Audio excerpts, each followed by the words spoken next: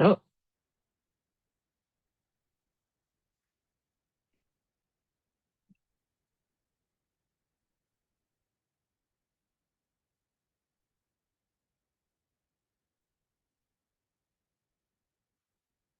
hi.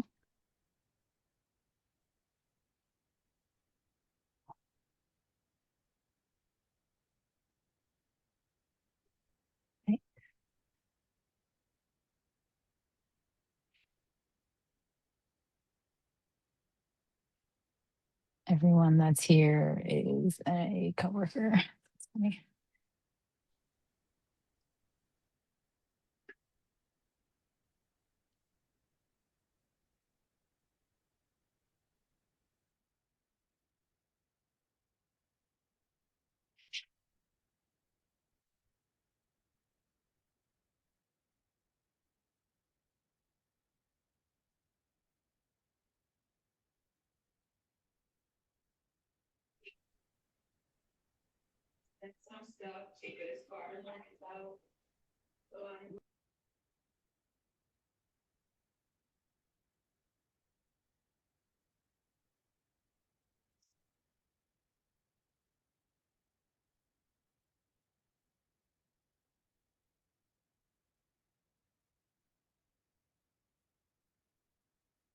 Okay. Hi, everybody.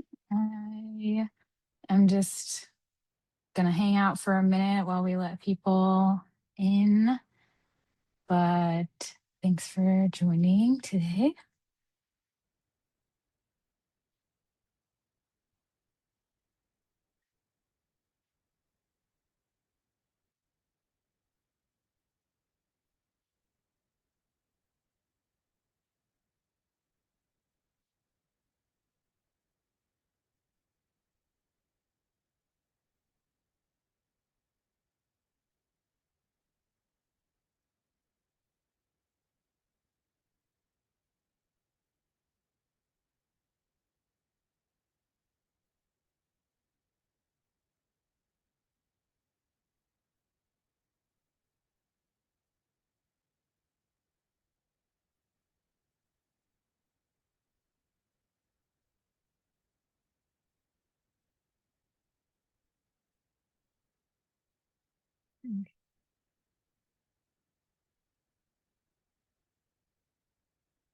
I'll let my wing woman Claire be in charge of the room if she can, as people join. But we can go ahead and get started. Okay, so I'm Elizabeth. I'm the account director at Red 66. I've spent almost 5 years messing around in MailChimp and Constant Contact and talking to clients about their emails and how to get prospect lists. So it is definitely a common pain point. I think people in the good old uniform and linen rental industry face, but every industry really, gathering data is definitely something that can be expensive and difficult and slow. So, yeah.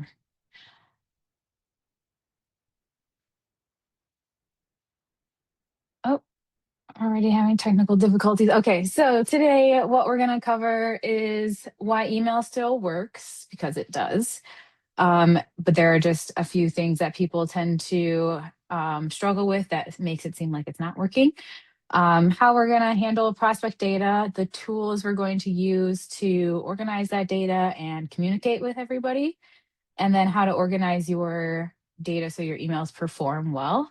And we have a nice little checklist for you to walk away from this webinar with, so that you don't forget anything. We are recording those, so you can have this after. But yeah. All right.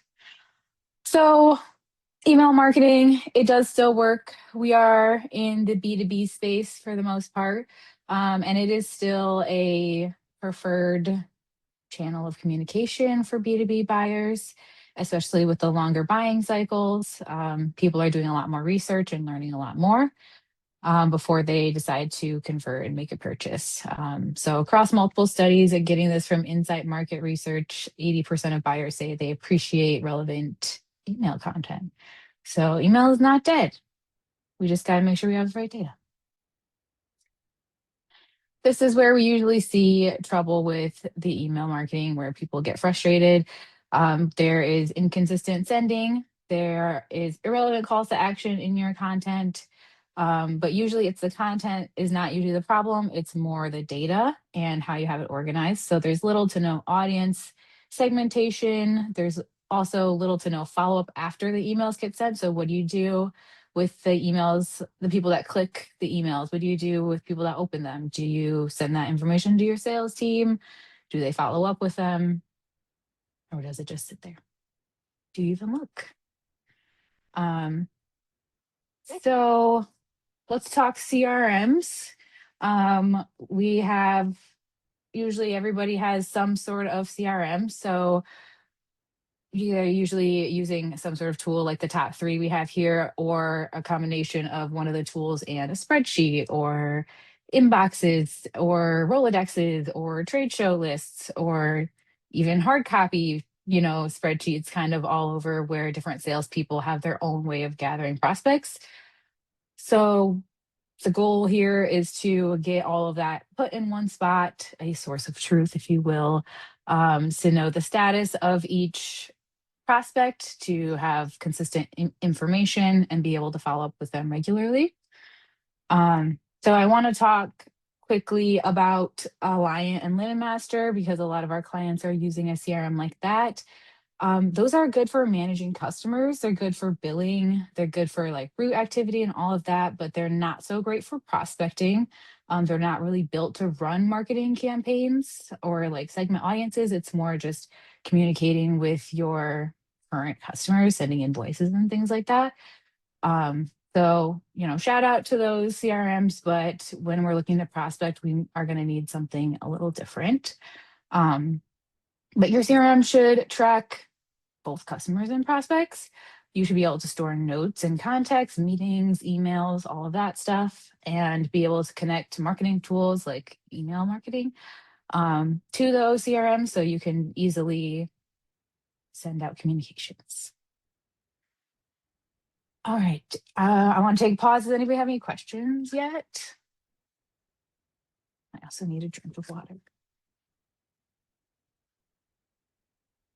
Okay. So the role of emails. Email marketing is kind of in between what your sales team is already doing. Um, People, like I said before, are taking much longer to decide when they're going to purchase. They're doing a lot more research. Historically, people talk about 6 to 8 touch points to close the deal, but recently for B2B industries, it's showing much higher, like 15 to 20 touch points. And people don't want to be hounded by salespeople over and over again. So email is a good way to kind of fill that gap. As long as we're sending relevant information, okay? So not really like too much promotional information, but something that's actually helpful, maybe like news in the industry, what you should be looking for in a provider, common issues, FAQs, like cost considerations. People always want to know how much stuff costs, right? So keeping that stuff relevant, segmenting your, contacts, and only sending, you don't want to be sending like information about healthcare uniforms to somebody in the F&B space. They don't really need to know that. That's not really relevant to them. Um, and that would be bothersome, right? So email is still good. Just gotta talk about the content a little bit. And then prospect lists. All right. So this is where, again, people have the biggest struggle. So there's kind of two ways to do this. You have organic. So this can come from like website forms, lead landing forms, newsletter signups, any downloadable tools, things like that, where you're putting your email in, even just like an email list. And then paid, that can be something like Zoom Info. We've all heard of that. I have a couple others that I'm going to go through. They all have, their pros and cons for sure. Organic tends to be higher quality leads, but paid helps you grow a little bit faster. So it's definitely important to have a plan when you're using these. So I'm gonna go into some paid prospecting tools. Okay, so this is a lot, but just to kind of summarize, feel free to screenshot. But these ones are data outreach and CRM all in one place. So they all should have the ability to send emails out and do some segmenting. Apollo is a good CRM and email like all in one. Um, it can help you set up a process if you don't have one already. Um, but the data isn't always super clean. So you make sure that when you get the data from that, you are looking at it closely, clearing anything up, duplicates or things like that. The Seamless AI, this one's more of a tool for reps, for people who are like your sales team that already has the relationship, and they need to gather data about these customers and want to store it all in one place. It's good for phone outreach, a little bit less structured for building campaigns. It's definitely leaning more towards the CRM part of the emailing. But that's the Seamless one. And then Lead IQ is a good one. This one pulls from LinkedIn. So LinkedIn is definitely a bigger space where our reps are trying to grow. So you can get information, you can build lookalike audiences, but it is dependent on LinkedIn activity. Okay, now these ones again are much more focused on actual like CRM and like gathering information. So the information is a little bit higher quality, but you do need another tool to be sending information. So an email marketing tool to go with something like this. Uplead clean data is its pro. It is really helpful if you have trouble with high bounce rates. So it helps you get really nice clean data. Again, there's not really built-in outreach, so you'll need to take that data and put it into another tool. And then the sales intel, again, a lot of accurate data. It has manual entry, so you know that that's high quality. It is a little bit more expensive though. And then the lead 411, once you build your list out with this one, it also tracks like hiring signals, company growth, so you can see who's coming and leaving in the company that you're talking to. So that is pretty cool. But again, no built-in outreach. So you'll take that information and put it somewhere else. There's obviously a ton of other tools out there. These were the ones that were kind of most popular, and that I thought would be most helpful for people in our industry. Yeah. Okay. And now organic. So these are the ones that should kind of already be happening on your website and things like that. So your website forms, make sure you have fields in there that help you get more specific about what the prospect is looking for. So, you know, their industry, their location, how many wearers they have, if they're in a contract or not, or things like that, who they're using, stuff like that. And then newsletter signups. Newsletters are great as long as you have important things to say. So when like consistency is key with sending newsletters, they don't have to be long. And they're definitely more kind of internal, you know, news, what's going on in the company, what's going on in the industry, um, helpful tips and tricks, things like that. And then downloadable tools. So, you know, we have the checklist at the end of this. That's something that can live on the website and people can download, but they put in their email. And so now you have some information about them that you can use to send emails to, right? So maybe they are interested in email marketing. So you have blogs going out in a couple months that are around that, and you can target that user because they signed up for that list. So that is gathering some prospects. So you have your prospect data now. Yay. Does anybody have any questions?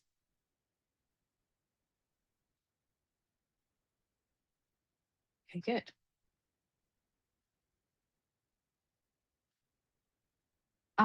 So a quick note, these are some popular CRM and email marketing tools. People in our industry definitely use these. I hear this a lot with our clients. So I'm just going to kind of break these down quickly.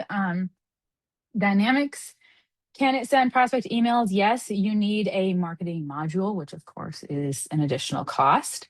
But it can do campaigns and segmentation, automations. You can have tracks engagement and automation with follow-ups and things like that. But like I said, it can be a little more pricey and you need that add-on. And the setup can be a little complicated. Um, so if you're not familiar with Dynamics, then it takes a little time to dig in there. Um, Wingmate, this one is definitely built to send communications. It has marketing and automation features. You can set up triggers for different stages of your customer and it's in their pipeline, but is definitely more sales and workflow driven than marketing driven. So you wouldn't really use Wingmate to be sending, newsletters or like things like that. It's more the touch points in your sales process. Um, and then HubSpot, we all know this guy can send emails. It is really good at email marketing and lead nurturing. You can set up campaigns and it has, all the bells and whistles and stuff like that. Similar to Dynamics, though, it can be a lot, sometimes too much for our industry. We don't need all the bells and whistles. So the setup is a little bit much and the cost definitely grows as you continue to grow. But it is a great option.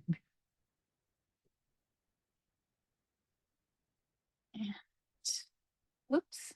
Sorry. So these are our favorite email marketing platforms.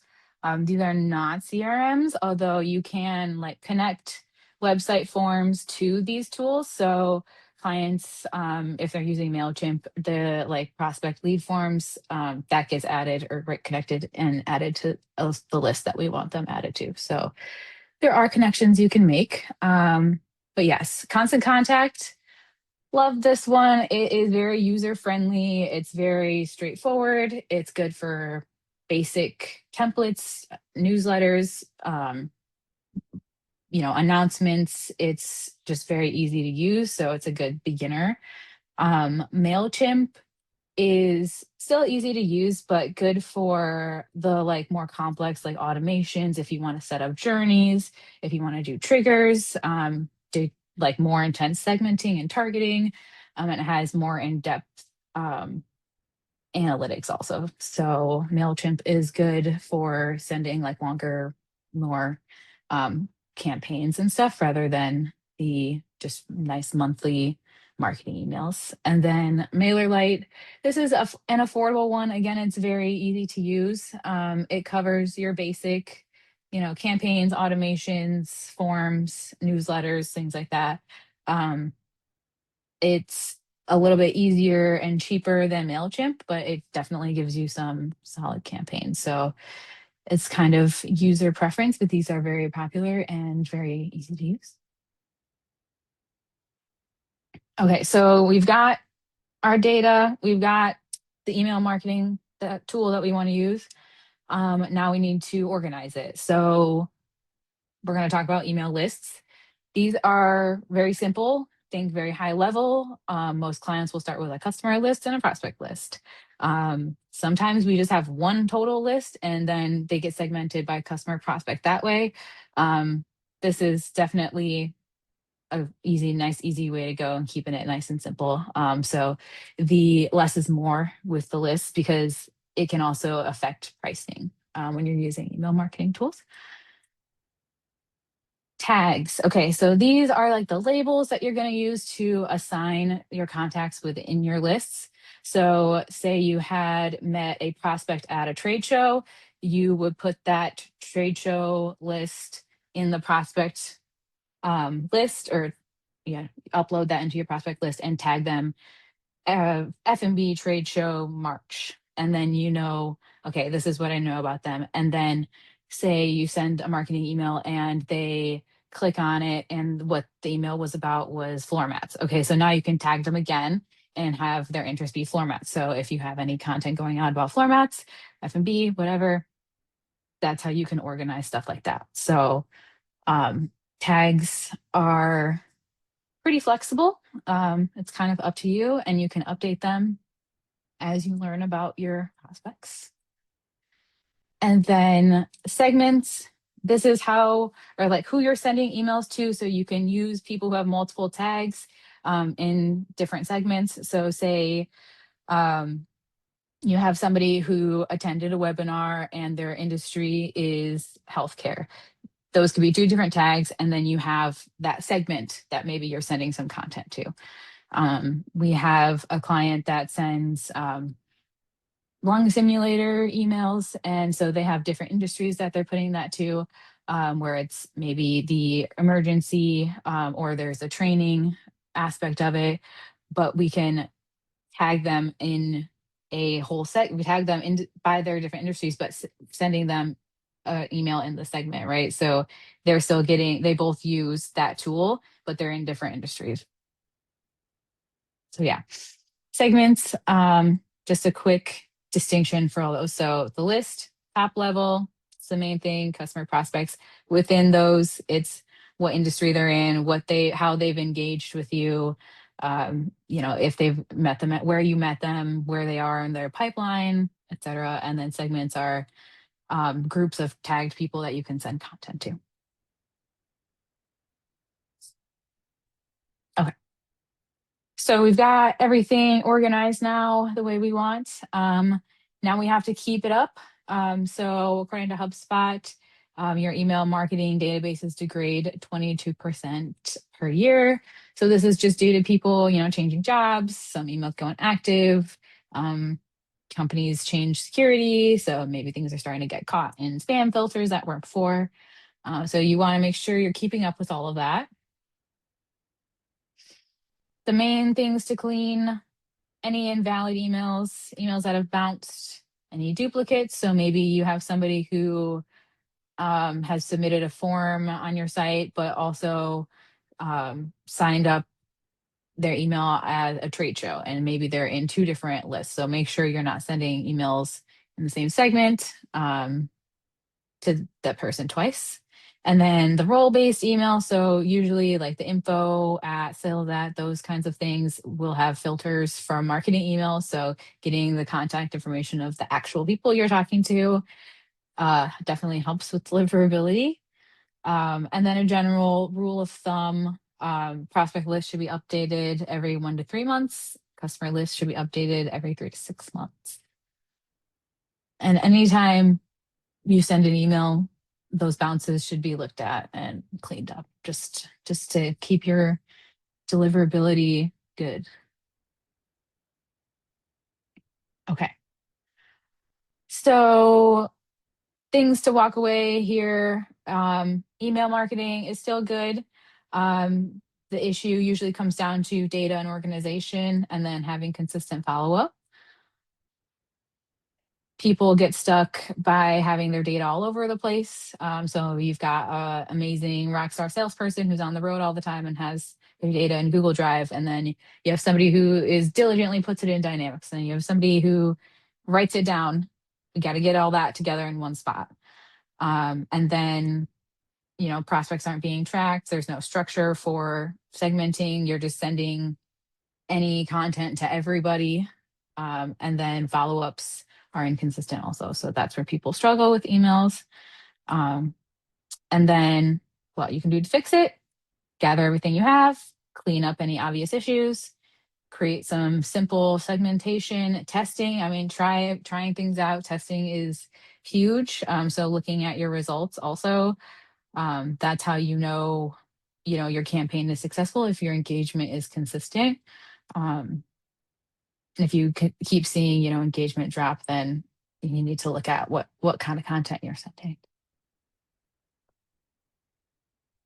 So yeah, that's kind of what I just said. But yeah, clean data is good. Segmenting is good. The more specific you can get, the better. People like to feel like you're talking to them and solving their problems, right? And it doesn't have to happen all at once. You can crawl, walk, run. Start. You can buy one list and see where you go from there. You can set up a new form to gather emails and see what happens and test things out. So yeah. Does anybody have any questions? Have you tried using a paid audience list? And if so, what was your experience with it? Yes. We've used a list from Zoom Info before. And it was generally positive, I would say. We do get usually a good round of bounces the first time we send an email to a fresh prospect list. But we just kind of make sure to clear that stuff out and really look at the people that engaged with it.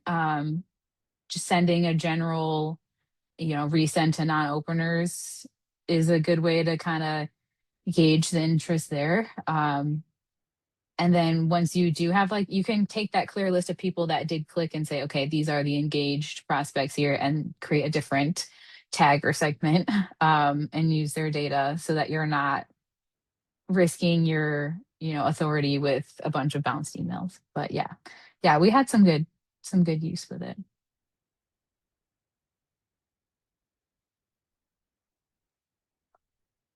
Do you use any kind of verification tool when you buy a list to run it through?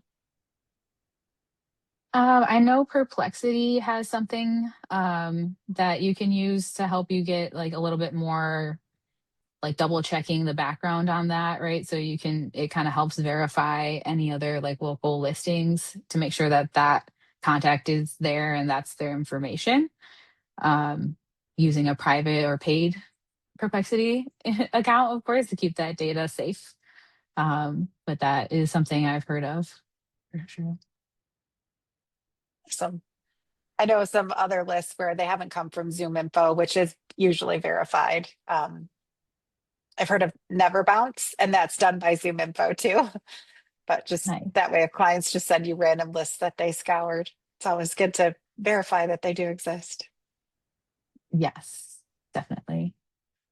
Definitely. And I got a couple questions when people signed up. So one of them, I think this is kind of relevant, was how do you get your emails out of spam?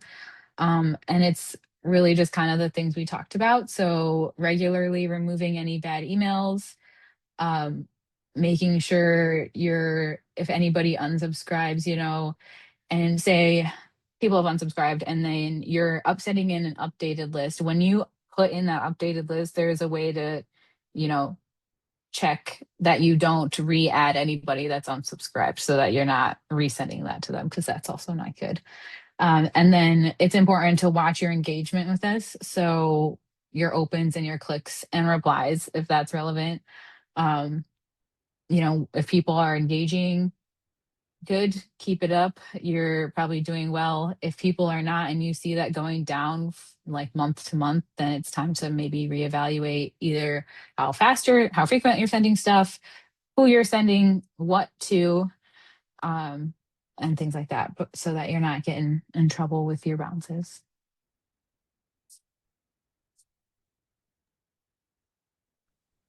Are Yeah. there any best practices for going through and doing that monthly cleanup? Like, are you archiving those contacts, or what do you do with them just to make sure they don't end up getting resent to if they are unsubscribed?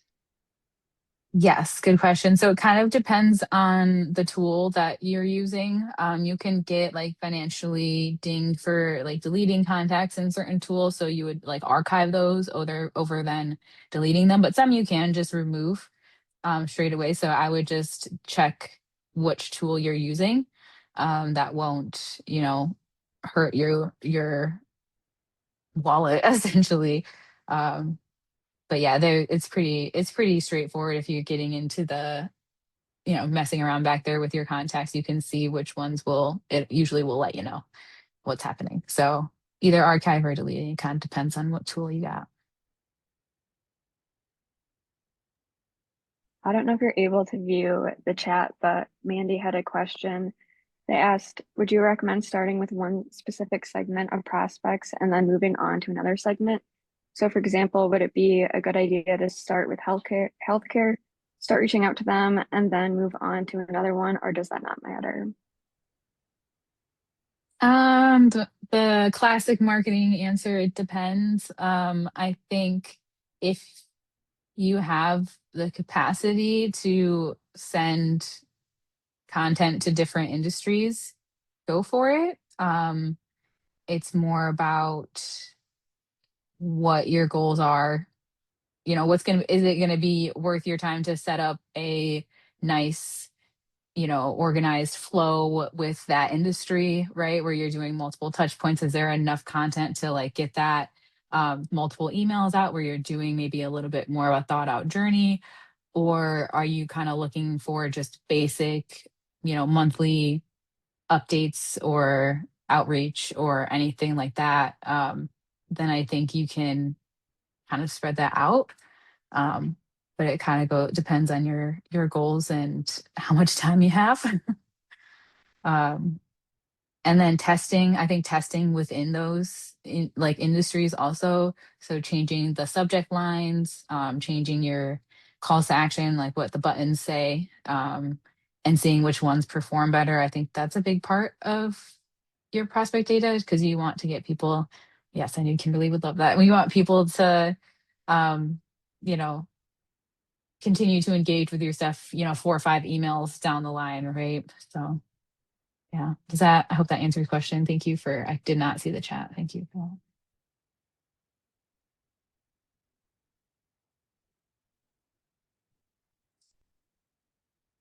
Okay. So one last thing, I mentioned this, we have a checklist. It kind of just breaks down everything I talked about. So like what to do with your prospect data, how to like basically clean everything up and set up an easy little segment. But yeah, I've got some resources here. Again, we'll send this after, but I appreciate you guys. Thanks for coming to the webinar. And if you have any other questions, let me know. I also do want to mention, we didn't really get into like much email strategy and like what you do after that, get everything set up and stuff. So happy to go through that. If people have any questions, what do we do after we get everything set up and cleaned up? What are some good strategies to get some good, ROI and stuff? But yeah, cool. Sweet. Thank you. That was awesome. Yes, thank you. Thank you. This is Thank you awesome. Thank you. guys.